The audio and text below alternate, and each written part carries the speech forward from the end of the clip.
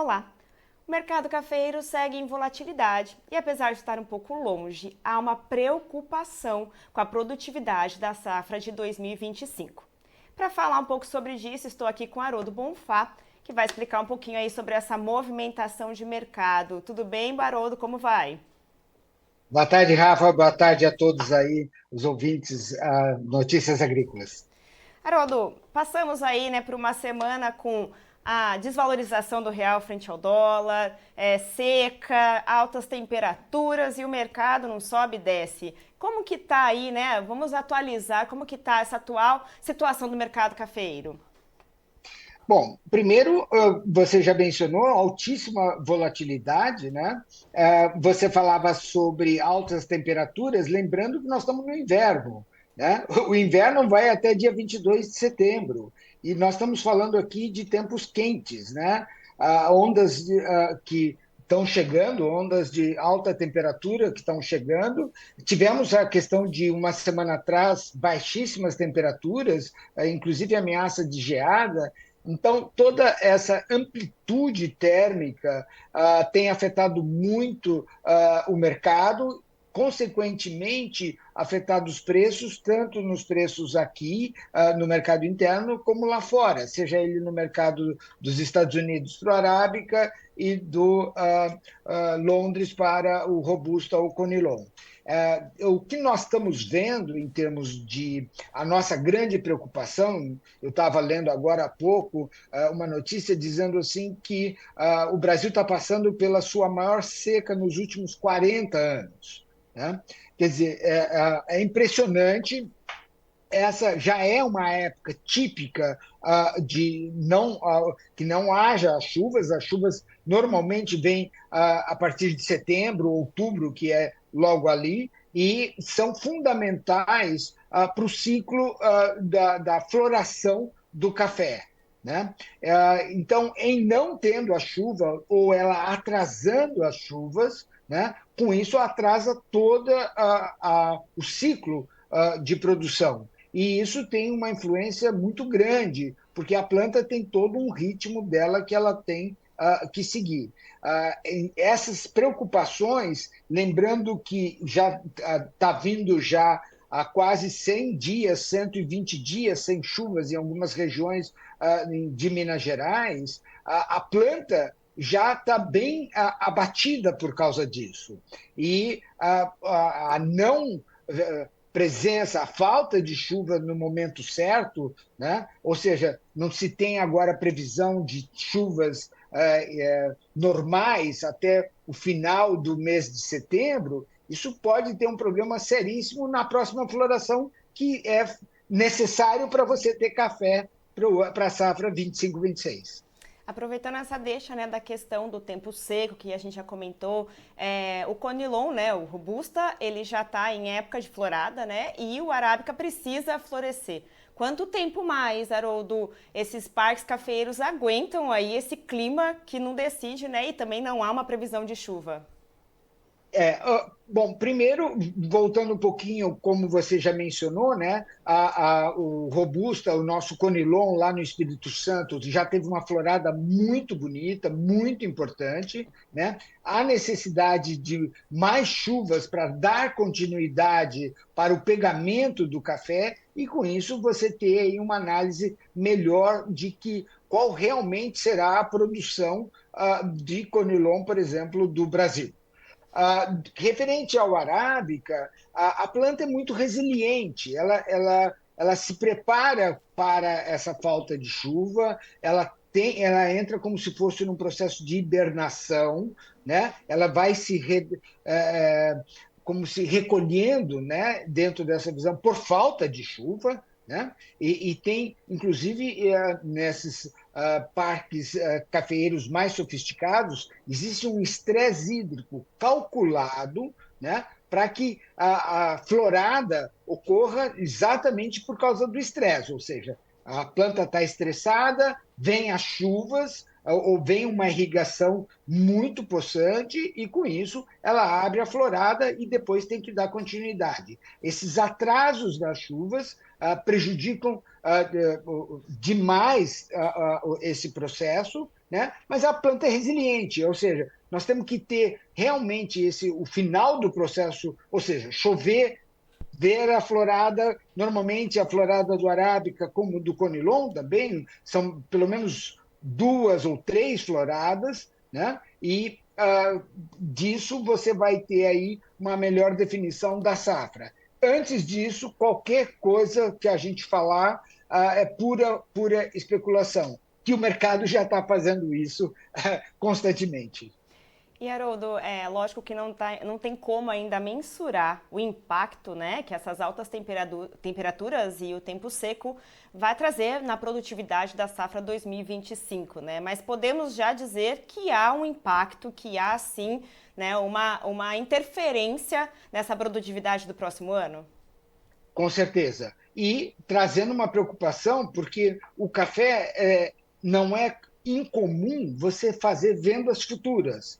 Então, você já faz vendas para 2025 e tem pessoas que vendem até 2026. Né? São vendas estruturadas, tal. E você compromete uma parte, então, normalmente 20 ou 30% da sua produção, né, para fazer essas vendas futuras de um café que ainda nem apareceu, claro.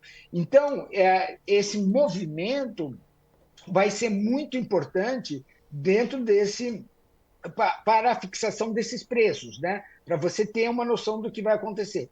Uma das funções é a bolsa, né? Que a bolsa tem preços já negociados aí até 2026, até 2027. Todos esses movimentos com a alta ou com uma mudança climática tão importante, e essa mudança agora está refletindo em seca, né? E aí tem também esse componente aí do Laninha, tudo isso vai afetar, então, a entrega do café e a oferta e, por sua vez, obviamente, consequentemente, preços.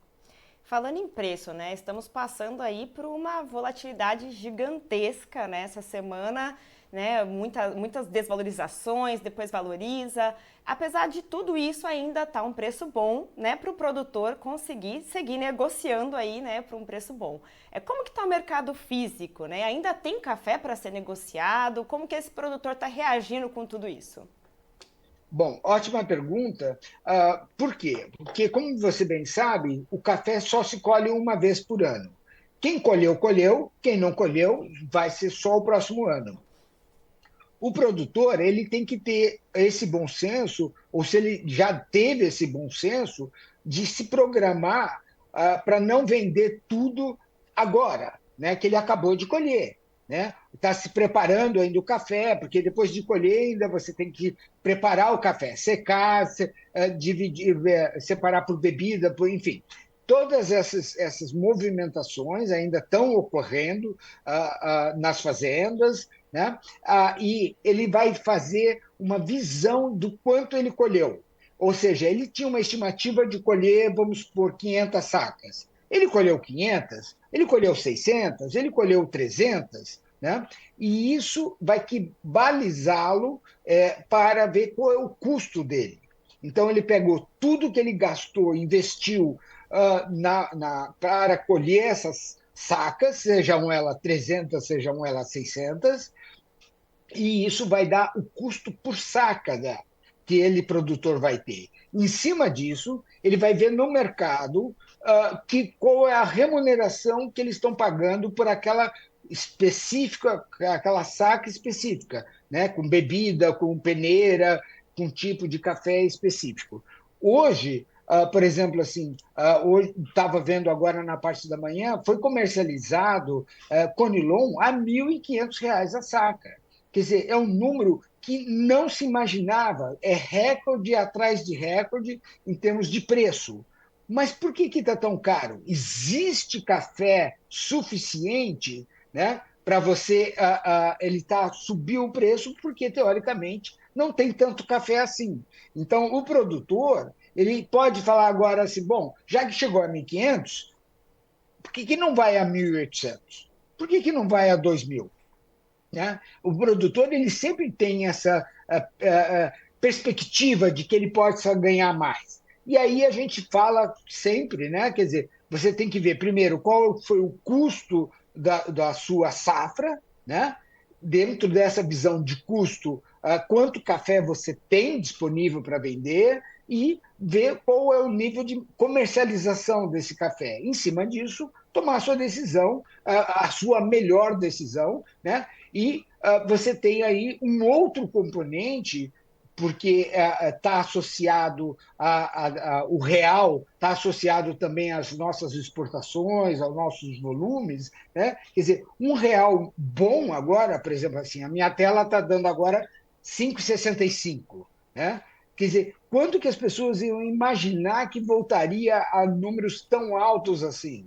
Né? Todo mundo estava falando no começo do ano que era 5 ou abaixo de 5, e agora está 5,65.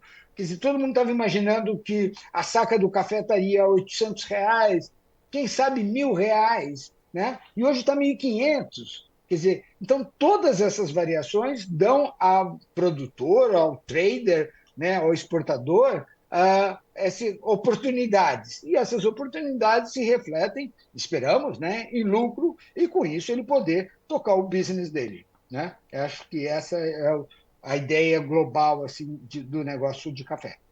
Legal, Haroldo. E com relação ao Robusta, né? O que deve acontecer diante da incerteza aí da oferta global que a gente está passando?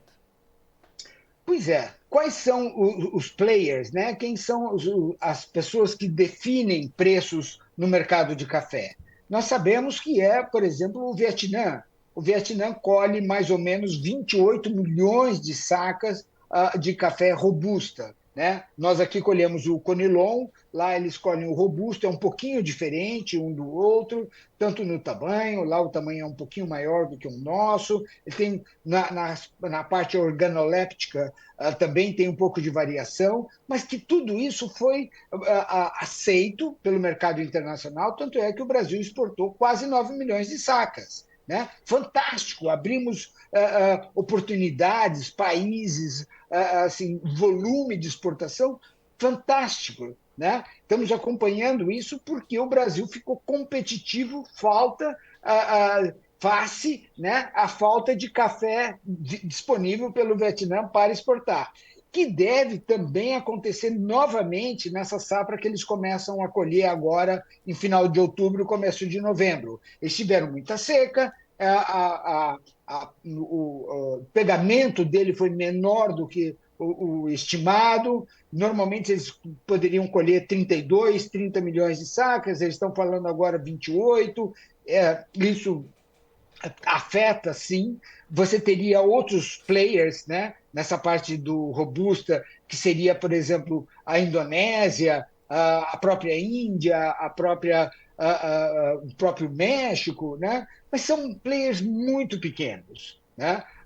Por exemplo, a Indonésia, nós estamos falando aí de 8 a 9 milhões de robusta, e ele precisa do robusta porque eles têm muito consumo lá dentro, eles têm muitas fábricas de café solúvel lá dentro da Indonésia. A Indonésia tem 320 milhões de habitantes. Né? Quer dizer, é um país enorme e produz apenas 10, 11 milhões de sacas. Né? É muita gente, né? E para pouco café. Então, assim, seria Vietnã, depois você teria o Brasil, que está colhendo 20 ou 21 milhões de sacas, né? E teremos aí a próxima, a safra 25, que, como já falamos, é uma incógnita ainda, né? Mas que deve ser por volta disso. Pode ser 22, pode ser. Não deve ser menos que 20 normalmente, porque nossa área é muito grande, nós somos muito tecnificados, assim, menor que 20 não deve ser.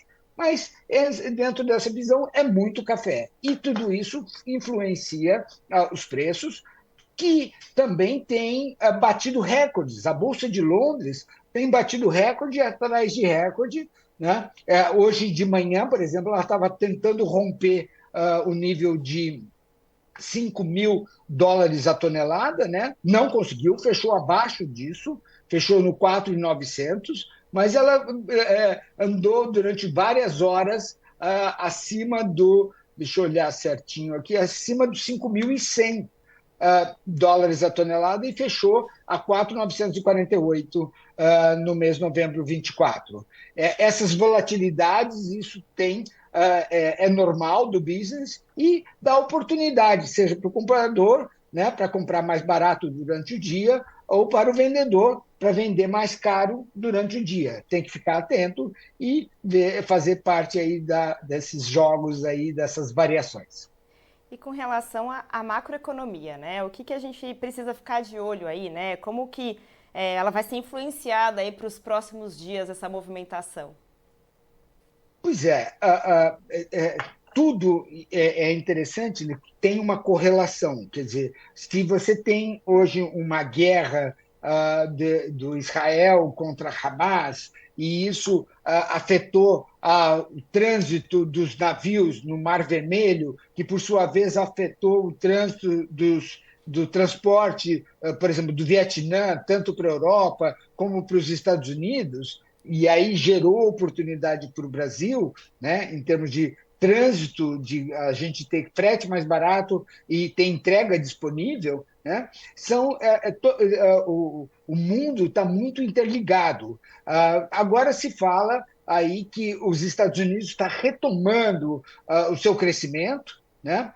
Tem uma discussão se vai ou não vai cortar os juros americanos, né? Aqui no Brasil tem uma discussão se vai subir os juros a taxa Selic, né? Quando lá nos Estados Unidos se fala em queda, aqui se fala em aumentar. Então, todas essas variações vão, de uma maneira, influenciar o quê? O custo do produto, o custo do fertilizante, o custo do financiamento, o custo do equipamento agrícola e também a renda do consumidor. Né? Então, muita inflação diminui a capacidade, o dinheiro disponível para ele comprar, e todas essas alterações são importantes no conceito final. Então, assim, conquanto que não tenhamos guerra, que a inflação esteja baixa, etc., o volume vai bem. Não esquecendo que existem fatores climáticos. Né? Quer dizer, como eu falei no começo, dizendo que o Brasil vai terminar o inverno em setembro, né? No mesmo setembro, no mesmo 22 de setembro, vai começar o outono no hemisfério norte. Então, mudam todas as características de consumo, de vestuário, e lá tem áreas que são muito frias. Né? Então, esses hábitos também influenciam o consumo e o mercado já está extremamente adaptado a todas essas variações. Legal, Haroldo. Agradeço sua participação aí, trazendo essas informações, essas atualizações sobre o mercado cafeiro. Seguimos torcendo por boa notícia, né? E por chuva, né, Haroldo? A chuva, a gente precisa da com chuva. certeza, com certeza. Ótimo final de semana, viu? Para vocês todos e muito trabalho pela frente. Sucesso aí, tá? Um abraço. Seguimos então atualizando você sobre o mercado do café. Tenha um ótimo final de semana. Notícias agrícolas, informação agro-relevante e conectada.